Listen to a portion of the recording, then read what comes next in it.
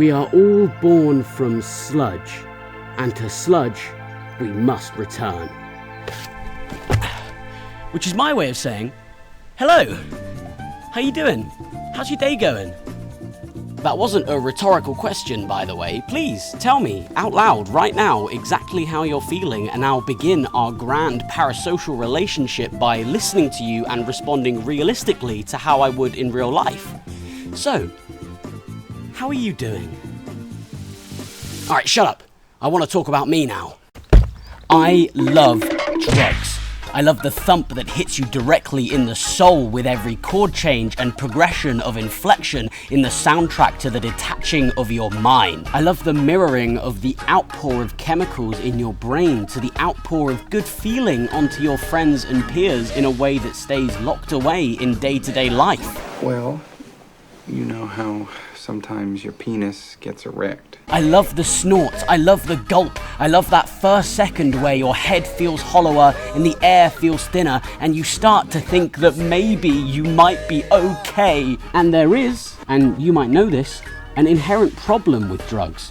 And that is that just like the prostitute with genital warts who posts up behind my local little supermarket, I just can't keep myself away. That pull is just too engulfing. And the more it engulfs me, the harder it is to pull away, to just say no. How am I supposed to do that when even the angel on my shoulder is saying, I can quit anytime I want? But I think it might help to understand the why behind that pull. Because maybe you're not being pulled towards something more so than being pushed away from something else. Whether it be a terrible, monotonous job, a fear of declining status or wealth, or a father who really wants you to be in his gang, but I don't want to be in your gang, Dad, I want to sing. Escaping these situations and escapism in general is a beautiful thing. Now you can do that by hitting a blinker on that Benjamin or doing something else that sounds like it comes from the Library of Babel, but I would encourage you to find that joy through other means, because they can give you the opportunity to appreciate both sides of being simultaneously, that which is in reality and that which is not. Thus concludes my argument for video games, and thus begins my arguments for up on the sun. This time tomorrow I fly, walk or run. This time no sorrow. First step, Jackson. Next step, Shangri-la. Okay, let me get one thing crystal clear. I'm not talking about games that have drug trips in them, nor am I talking about games that you should play while tripping on drugs. Both of these things are interesting topics to talk about in their own right, but right here, right now, I'm talking about games that feel like a drug trip by creating a certain unfamiliarity, unbelievability, or even a certain uncongeniality, if you're unlucky, in their design and presentation choices. To understand how a game can do that though, we first need to understand what a drug trip actually feels like. There are cornucopious examples of media where the characters majorly trip out on gnarly shroom balls, and for the most part they only really focus on things that are easy for movies to focus on. What exactly they do show will depend on the drug in question, obviously, but almost always, regardless of the substance, you can all but guarantee that you'll see wavy visuals of psychedelic dancing colours bleeding into each other and weird noises of voices that don't exist upon this fragile realm in which we reside, and oh my god, dude. Those my hands? Whoa. You got any chips? And yes, I sure do guess that if you're thinking incredibly broad strokes, this is kind of what it's like. But if I need to tell you that this is actually not what it's like to be not sober, then you're probably too young to be watching this channel, and you should go and suck on your mama's titties and make me jealous.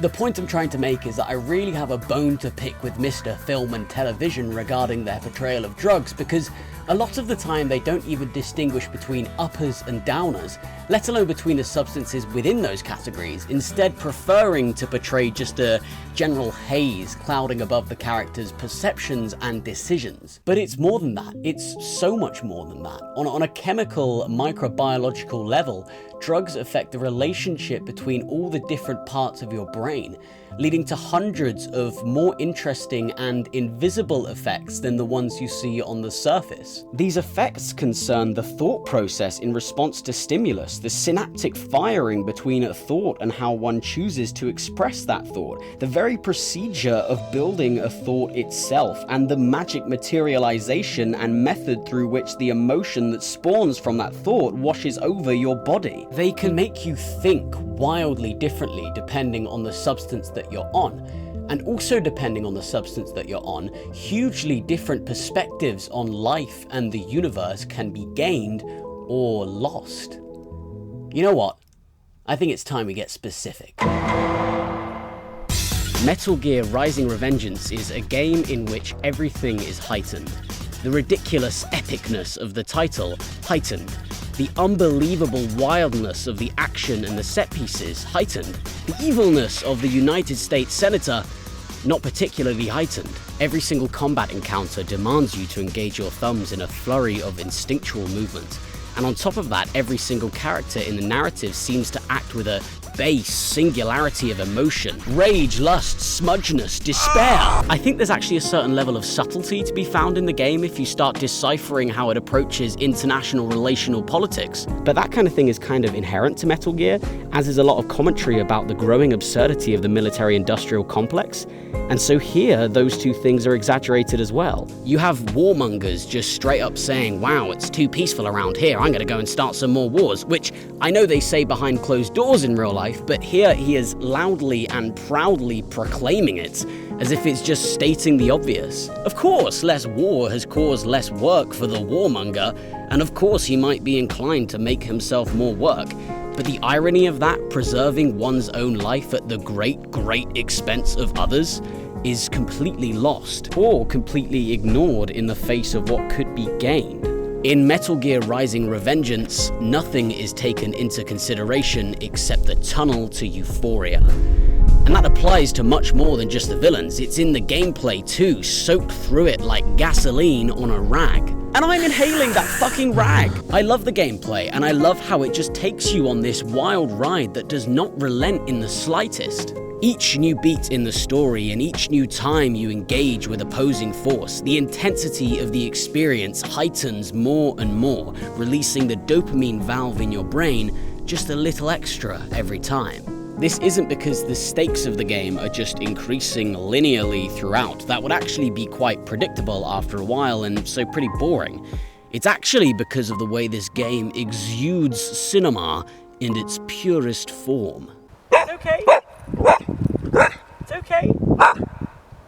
Ripper mode, bosses calling you after being slashed to smithereens just to get the last word in, the game intentionally hitting you to the point of being 0.1% health so it can continue the narrative outside of gameplay. Cutscenes and gameplay looking interchangeable with each other, all the hundreds of tiny moments where you think there was no need for them to put that in. The ridiculous time-freezing chop you into 10 million pieces mechanic, the slugs that live within every organic and cybernetic entity, the costumes, the drama, the Raiden! This is a game in which every creative decision pumps your brain up like a balloon until it pops and leaves you with this very interesting feeling that really does confuse me in much the same way as Mr. Donald Michael Aldag. This here substance is one that raises every single one of your character attributes. The psycho stealth boy stim pack that surpasses all your insecurities and surprises you with how it raises your skills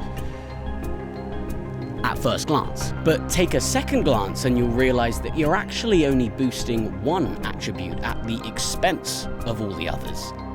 And that attribute is self-belief, not charisma, as confidence and charisma are two very different things. For proof, look at any drunk person explaining their political views to you while spitting peanut shards everywhere like it's their AoE attack. But the unwavering faith in oneself is the holy motor within the unholy engine of both the drug and the game. Metal Gear Rising: Revengeance has a truly unwavering faith in itself, in its ability to surprise, to engage, and to imbue an inexorability into the combat and the stylization that becomes an ultra-violent, ultra-sharp, and ultra-engaging haze of carbonated euphoria that shakes itself a little more with each slash, each quip, each meme, and each and every moment of delighted surprise, which all creates this pressure compounding on your skull, ready to burst once the can is popped open. To experience the effects of MDMA, all you really need to do is buy this game for a cheap, like, 10 quid when it's on sale, instead of buying the expensive substance and then going to an expensive rave and then going to hell for sinning and making God cry.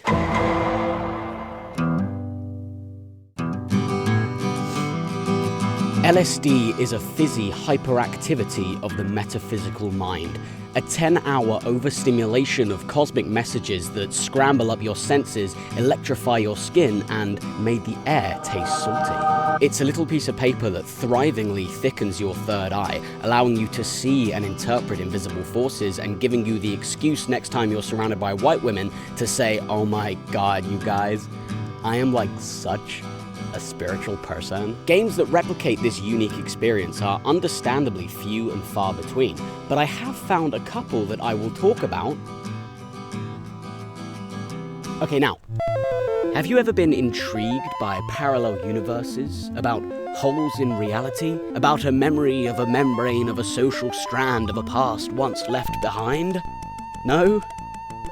Well, LSD Dream Emulator might still have something for you. This is a game about wandering and observing abstract hallucinations, witnessing scenes that only the highest dosage of lysergic acid dithylamide could allow, and honestly not much else. With LSD, many of the visual conniptions you might see are incredibly symbol-based and often repeat themselves across your vision like a bizarre ethereal tiling, which is very convenient for a game on the PS1 with all the graphical limitations that cause textures to repeat themselves ad infinitum, which I don't know if that's intentional, but I do know what is, and that's the structure of the game itself and how it weaves these areas together. Your larger journey is separated into days, and each day contains a trip that starts you from the same place and has you finding your way back from there until the trip ends, which can be caused by falling into a bottomless pit, but not always, because your trip can also just end if your character gets bored, I guess. The trips themselves follow a thought train of connecting neurons, taking the vibe of an object and dilating it out to personify an entire environment. Just as one might think a thought and then linger on that thought long enough to lead you into a rabbit hole of obsession, which guides the trip in either a positive or negative direction depending on the thing you focus on and your attitude towards that thing. This feels so accurate to how your mind functions during a psychedelic experience. Thoughts can become lodged, chewing away at you until they engulf you entirely, only to be forgotten moments later when a new thought is lucky enough to stick. It's not true. It's bullshit. It basically transforms you into a dog chasing cars, which is cool for the pure trippiness of it, that sense that you have no idea where your mind could take you. But for a real trip, even though the hallucinations involved tend to feel like they're coming out of nowhere, there often is a meaning behind them, which I just did not feel here. So for that, I look at Venineth. In Venineth, you are nothing. A ball, void of thought, emotion, or expressive ability, even more so than a famous person in Los Angeles. Just like in LSD Dream Emulator, in Venineth, all you do is move around, traverse, explore new areas, each with its own unexpected aura and mind-bending environments. Venineth concerns the gigantic, the enormous, the immovable, and so it unavoidably also concerns the small. In Venineth, you are smaller than tiny, an insignificant dot skirting along the surface and falling between the cracks of these gargantuan structures. Whoa. Yes, this is a marble game. It's actually the only marble game I've played all the way through to the end. But you shouldn't discount it because of that, you idiot. Because it's actually really interesting and awesome that it's a marble game considering the environments that you're moving the marble around in. Normal marble games usually involve a world that looks movable, as the whole thing is based around the physics of gravity and how, if a plane is rotated, how does the effect of gravity influence the objects on that plane? It actually takes a lot of mental strain to process that this also applies to Venineth. except here the perspective is still from the ball, as if this is a more traditional platformer. It really is quite weird to get used to when you first start the game, but it's actually a really cool way to evolve the platforming formula, because all of a sudden you have to think a lot more about how to go about the simplest of things. No longer does a jump like this only require the tapping of a single button while holding forward. You now have to consider the angle of entry, the rotational force of the marble midair, the speed at which you took off, the wind current of a butterfly wing from 1300 years ago. And these factors become second nature as the platforming gets more precise and massive moving structures get involved. But Ethan, aka the Gazorpatron, aka OJ did not do it, I hear you emphatically cry. What about drugs? And fret not, for I have not lost sight of the original goal of this video, because all of these awesome game design decisions within Venineth are perfect for putting me in the mindset of a Woodstock hippie, because when you put on that third eye thickening piece of paper, your spatial reality around you becomes warped in much the same way as it appears to be warped here. These spaces you traverse feel deep and chasmic, yet small enough to cross in an incredibly reasonable amount of time. They feel tall and agoraphobic, but also small and claustrophobic, and sometimes these feelings exist so close to each other that they might as well overlap. There are so many examples where the world reveals itself to be not quite as it seems, which creates a surprising sense of self within the supposedly cold indifference of these enormous fabrications. Did you know that the smallest thing in the universe, the Planck length, is 1.62 times 10 to the negative 35 meters long, or 0.340(162). But the largest thing in the universe, the width of the entire observable cosmos, is 8.8 times 10 to the 26 meters long, or 880 septillion, which only has 25 zeros. The Planck length is 800 decillion times smaller than us, but the whole universe itself as we know it is only 440 septillion times larger. Those are both ridiculously large numbers, but to put them into perspective, 800 decillion is 1.8 billion times larger than 440 septillion, meaning things get a lot smaller than us than bigger. We are a lot bigger than we are small. And even if we were 1.7 billion times smaller than we are now, this would still be true. It feels to me that this is the purpose behind Venineth. To make you feel so small and yet so huge simultaneously. To show you a monolithic, hostile world where not even flat ground is traveled easily, where you're never really secure, where the whole world can just slide away from under you, and where you vanish in its absurd enormity. And then to take that world and let it sit in the palm of your hand. Let you influence in ways that felt impossible before. Let you learn and put your learnings into practice. Let you shift on scales big and small. It's all relative. We are so accustomed to the reality we know being unshakable, to the facts of life standing eternal and immovable, like the stars in the sky. But what you might forget is that when you move, the world moves with you.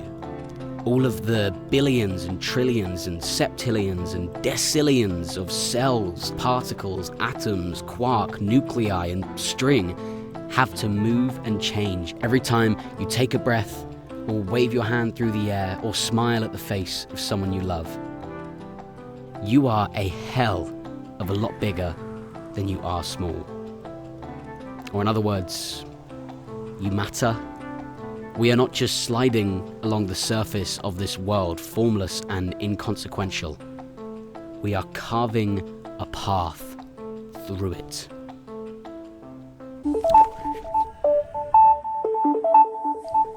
I'm so fucking late.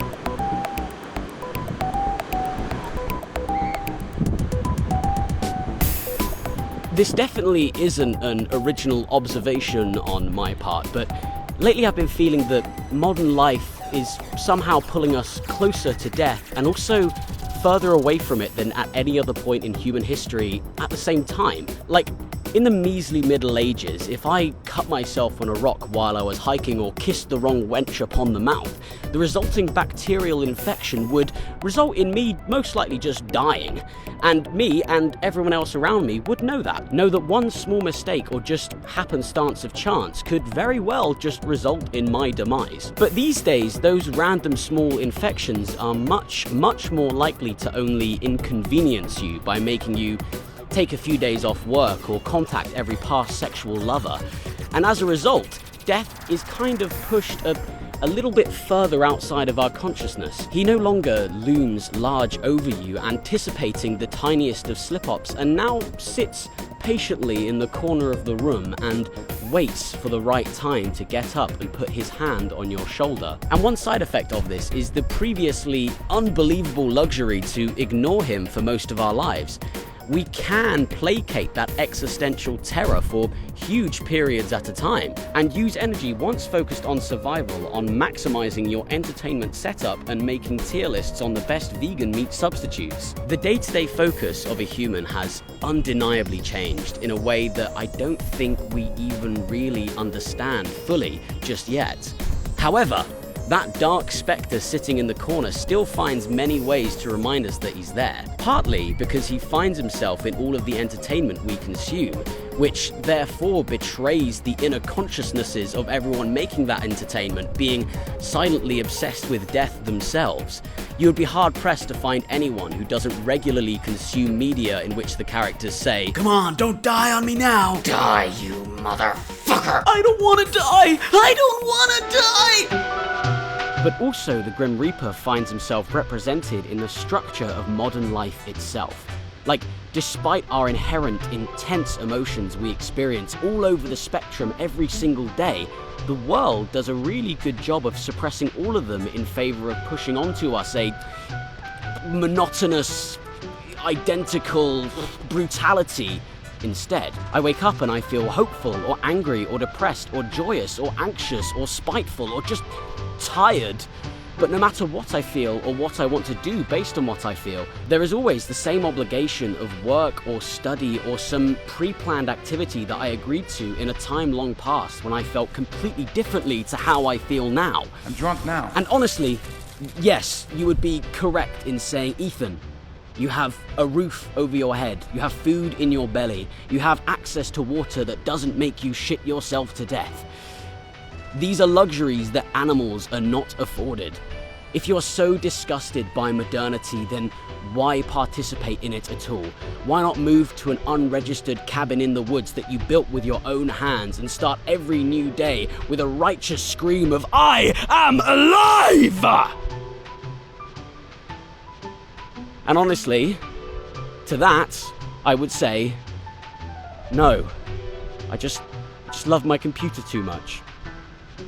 And yes, I would also say that you can gain some kind of sense of control back in your life without being that extreme. Death is going to sit there in the corner and observe you no matter what you do. So you might as well transform him from a predatory observer into a harmless cuckold by just having the most epic, incredibly super fun-ass time in front of him that he can and will watch, but he's not allowed to participate in. A really good way to do that is through weed, or by playing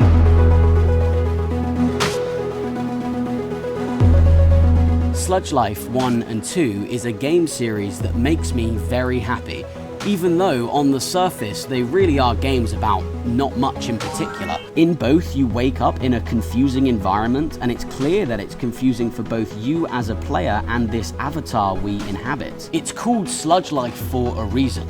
We are living a sludge life. Waking up in a random shipping crate or trashy hotel bathroom with what can only really amount to an amnesiac hangover from whatever deviousness happened the night before. Who am I? What am I doing here? Why do I suddenly feel the urge to rise up against the capitalist pigs and distribute their meaty hides evenly amongst the workers? These are important questions that become immediately pressing when you start playing this game. But don't you worry, political ideology is not the most important thing here. These games are actually about vibes. Literally, these games are vibes. The main goal is to explore a massive and rich environment, one that's full of interesting, wacky, and goddamn, just some of the funniest characters that I've ever had the pleasure of virtually interfacing with, and finding and traversing to spots that you can graffiti with your tag.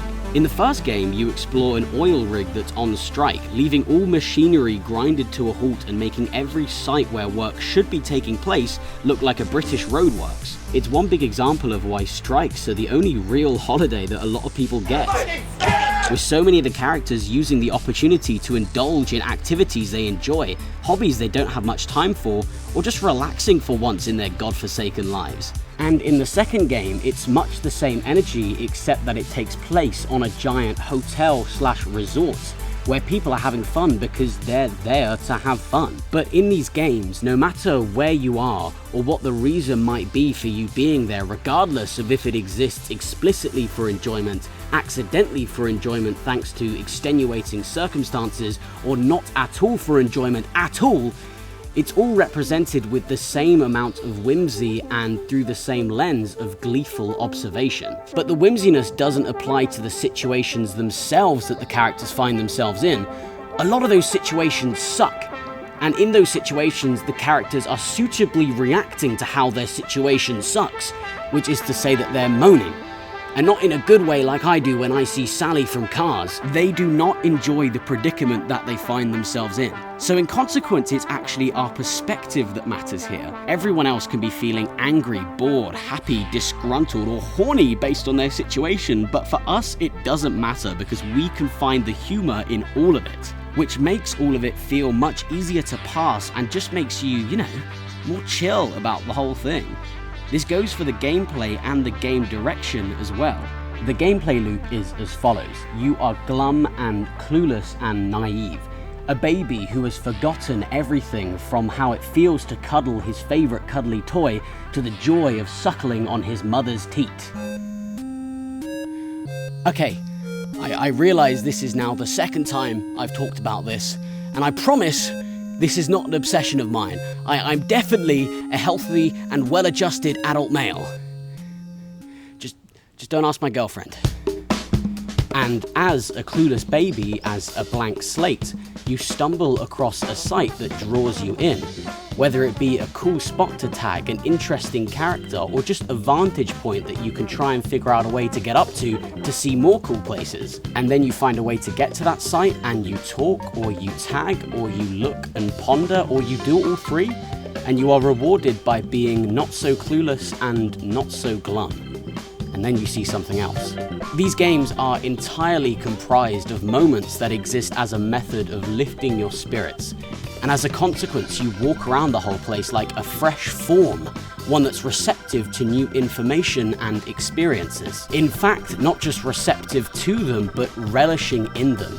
These games turn you into a vibe messiah, bringing great energy and perspective with you wherever you go and leaving where you choose to go entirely up to you. Because of the structure of the game being loose without being pointless, giving you specific things to do but setting those things in an expansive playground where you can do them however you wish, in whatever order you wish, it gives you a real freedom that is seldom found in any other game, knowing that this world is yours for the discovering. It is just like the drugs.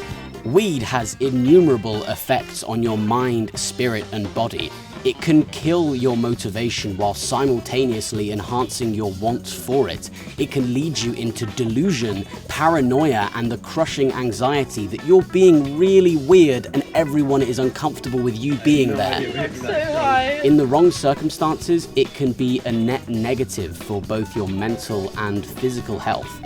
But given the right circumstances and the right mindset, it can flip anything, any new experience or potentially upsetting information on its head. You can look at the world with a greater appreciation for the way it is, with a kinder eye that finds beauty, positivity, and laughter in any situation.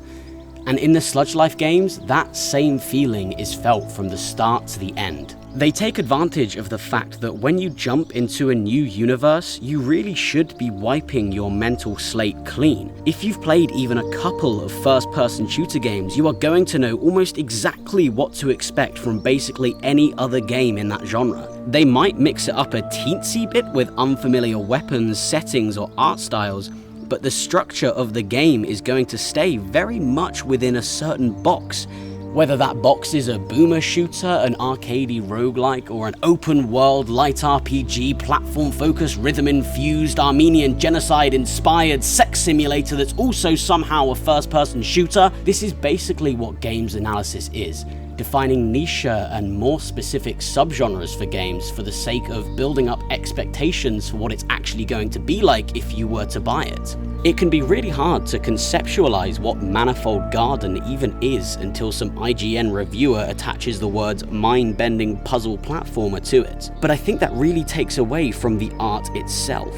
Beyond Good and Evil is a third-person open-world action fighter, Red Dead Redemption 2 is a third-person open-world shooter, Helix 2 is a third-person open-world action RPG, Elden Ring is a third-person open-world action RPG. This is how a reviewer might describe any of these games, and while that does give you a very general idea of how you interact with them, it really does nothing for telling you what the game actually feels like, which is much more important. But the thing I love about Sludge Life is that you can't describe the functional, surface level elements at all without at least somewhat describing how they feel. Sludge Life is a hyper-pop, graffiti-inspired exploration comedy platformer. Sludge Life is an apolitical, political, cel-shaded dream zone. Sludge Life is proof of perspective.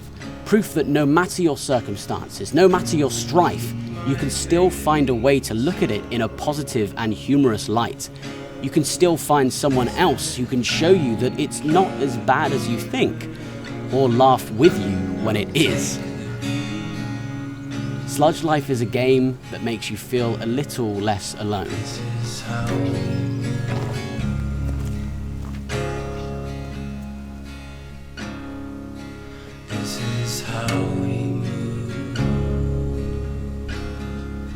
The trouble with drugs is that they tend to drive people towards absolutes. You can be absolutely ecstatic, living life on that razor-thin brink between euphoria and oblivion. You can be absolutely removed, floating so far away from reality that it feels impossible that you can ever come back. And you can be absolutely engorged, falling head over heels into a delusion, into a fantasy, into another life, to the point where it folds in all around you and makes you feel completely unlike yourself. This can be a really lovely emotion, feeling eternal and pure, soaring in the clouds above your day-to-day worries and insecurities. But because it's a lot nicer up there than it is down here, it can leave you unprepared and unable to deal with those worries when you come back down. Drugs can make you feel closer to your peers by breaking down the barriers between you, but in a way they just as much isolate you from them. Isolate you within your own trip, within your own cascading thought patterns and rabbit holes of obsession. And so yeah, in much the same way, a video game will put you in a space on your own that's very different from reality. A space where the rules of the universe aren't as immovable as the stars in the sky. And so if you're having trouble with life, if you feel like you just need to get out for a bit with some gnarly ass shroom balls or speed drops or Smurf sweets, please try to remember that you can get that escape elsewhere if you feel like you need it. Addiction is rough. And so if you feel like you just need to distract yourself from it for a while, then I would really recommend playing any of the games I've talked about today. Basically, every single thing I've said in this video boils down to this one succinct and profound saying from a scholar of years long past. I am a gamer, not because I don't have a life, but because I choose to have many.